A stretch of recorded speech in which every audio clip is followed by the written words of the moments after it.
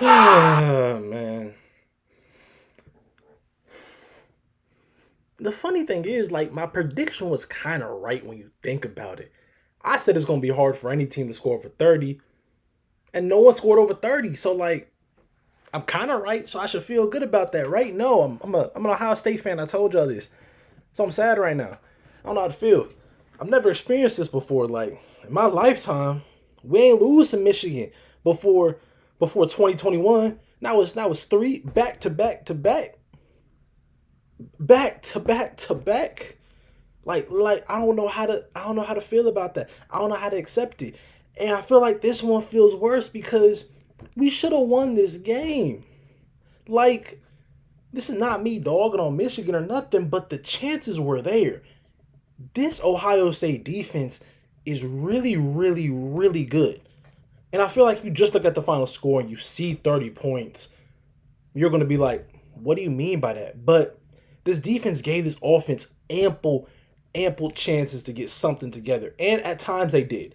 They did find a running game, even though I know Travion Henderson's stats may not look like he had a good game. To me, Travion Henderson had an exceptional game when it came to just getting the hard yards. 3 yards is good. If I can get 3 yards a pop, that means I can get a first down if I run the ball four straight times, which is good. Quick math. But yeah, like the defense did everything they were supposed to do. And don't take this video as me discrediting Michigan. I think this was a battle between two of the top four teams in the country. And it's kind of sucks that Ohio State is going to be left out, but that's their own doing. The one thing I said with my dad while watching this game, and because my dad has always told me he's felt like Ohio State hasn't shown nothing this year because they were saving a lot for this game. And every time he would say that, I would be like, are we sure they're not showing nothing or can they just not do anything? And as the season progressed, I started to kind of side with them because I was like, yeah, there's no way Ohio State, people are already on my ass. Um, there's no way Ohio State can be this bland and unseasoned at times offensively. And I said, yeah, he probably has some. But then I remember I looked to my dad early in the game. The game didn't even like really start to ramp up yet. And I said, what if I was right? What if they haven't shown nothing because they can't do it? You don't save things for the last game of the season. You don't just not just hold back and hamper yourself all year to save it for one game. I personally don't believe in that. You're trying to win every single game, and if that would give you advantage to win football games, then you will pull it out. So yeah, I think I was wrong about Ohio State being vanilla just because they didn't want to show nothing. There's not much they can do, and that's for two reasons. The two things I said about this game for both teams reigned true. This game was going to be on JJ McCarthy to make plays, and he made plays. He had some really good throws. On that one touchdown pass, that probably should have been an interception. It probably should have been because I don't think he had full control when he caught it to when he landed in the end zone. I think that should have been a pick. Me personally, I think that should have been a pick. Boo hoo hoo, I know, but that probably should have been a pick. In my personal opinion, but that was a good throw. And he made some other really good throws, some really good decisions. He didn't turn the ball over. He played smart. He did what he was supposed to do, unlike the other team's quarterback. And I know if you look at the stats, you might say Kyle McCord didn't play that bad. And he didn't play terrible. I'm not going to dunk on because everybody's like, he's already trending on Twitter. Everybody on his ass. I don't want to add to it, but he's kind of the reason we lost this game. For starters, that first interception was terrible. That everybody saw that coming.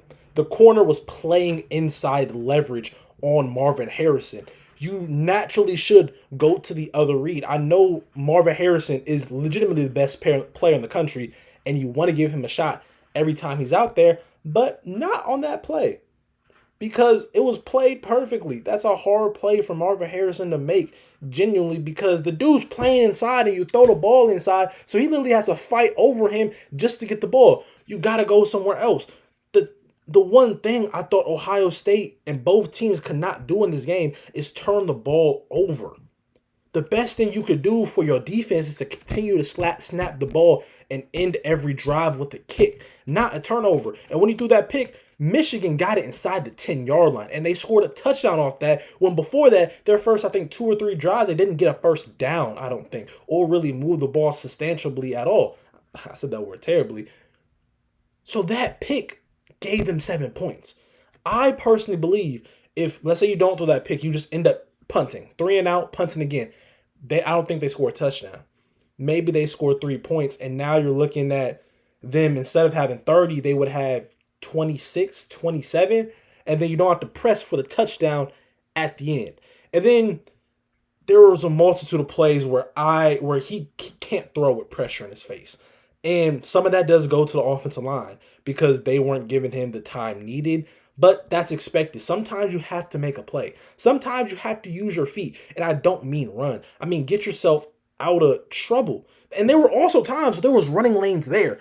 And the one thing about it is, in this new NFL and playing football nowadays, no, you don't need to be a mobile quarterback to succeed. You don't. But you need to be willing to run. Because second down and 7 is better than second down and 10. If it's first and 10 and you have the ability to throw it away or run and get 3 yards, because that's not going to put you behind schedule. Now you're sitting at second down and 10 with the offensive line that's not the best and has been kind of struggling to give you time, even though you really only got sacked once, which is amazing in and of itself.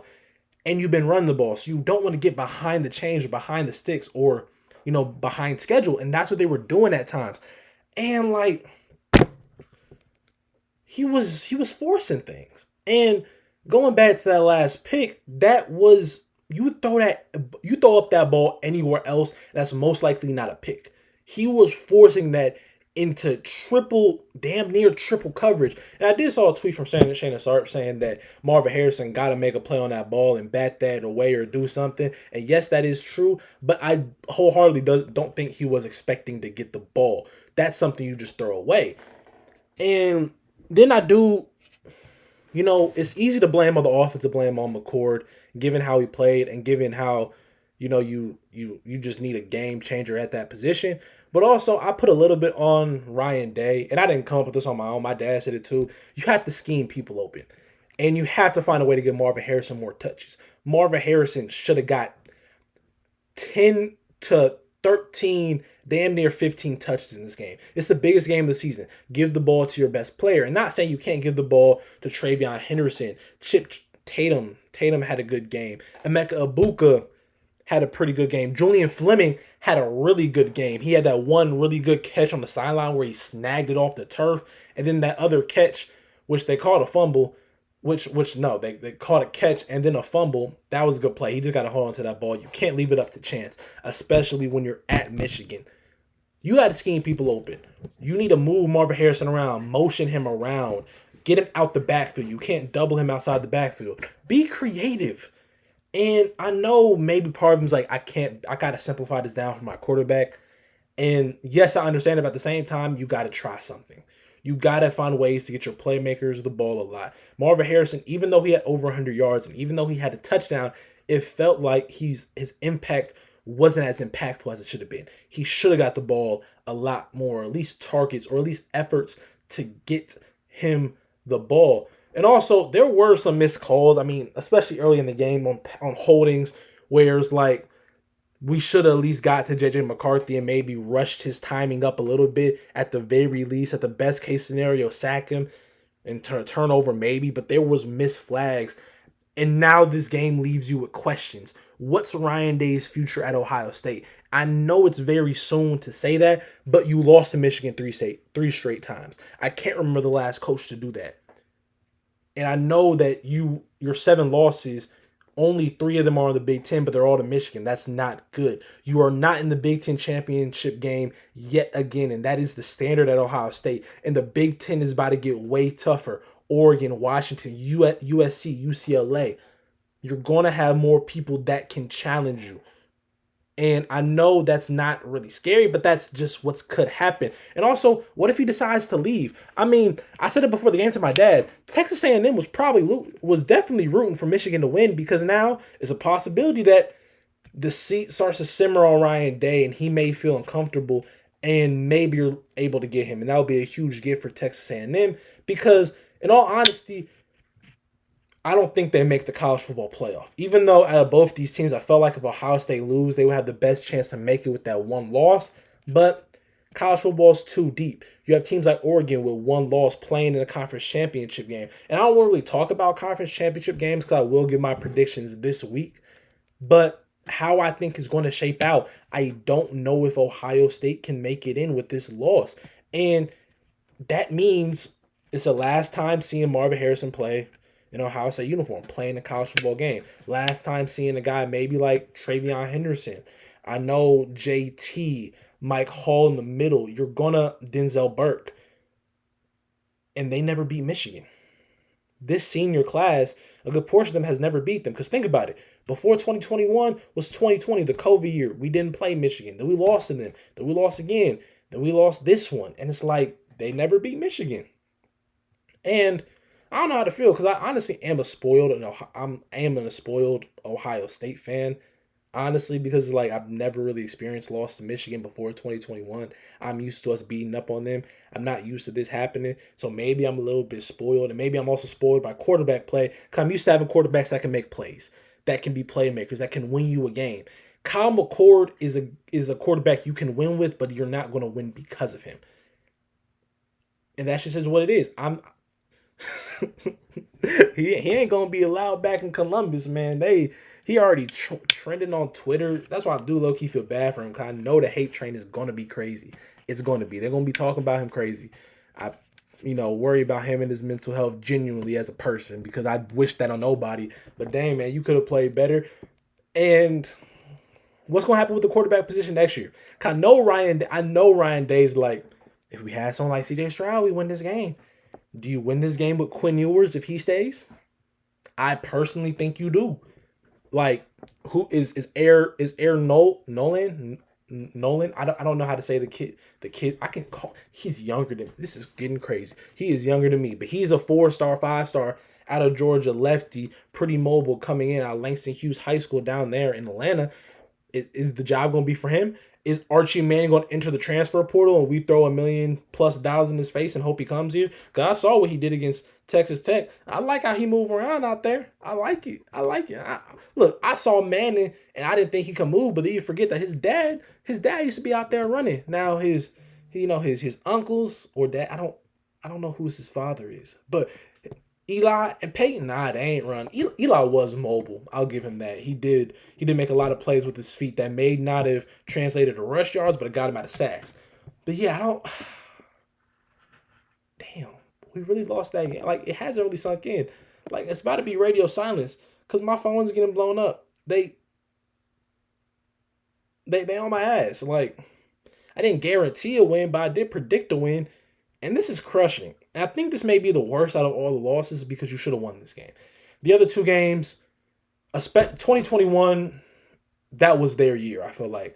It felt like they were going to win going into that game. I honestly wouldn't. So that didn't, not that it didn't surprise me. It did suck. Mainly, it was how they won that surprised me. Then you got last year where it's like the big plays killed you and not being able to generate a lot of offense. This year's like, you limited the big plays. The defense played a phenomenal game. And it's the offense. It's Ryan Day side of the ball that couldn't get it done. And now it's like, what's this offense going to look like next year? You're Marvin Harrison gone. Cade Stover gone. Emeka Ibuka gone. Julian Fleming, I think he's gone too. A whole new receiver core. You should have an open. Wow. Quarterback should be an open competition. Anybody's job.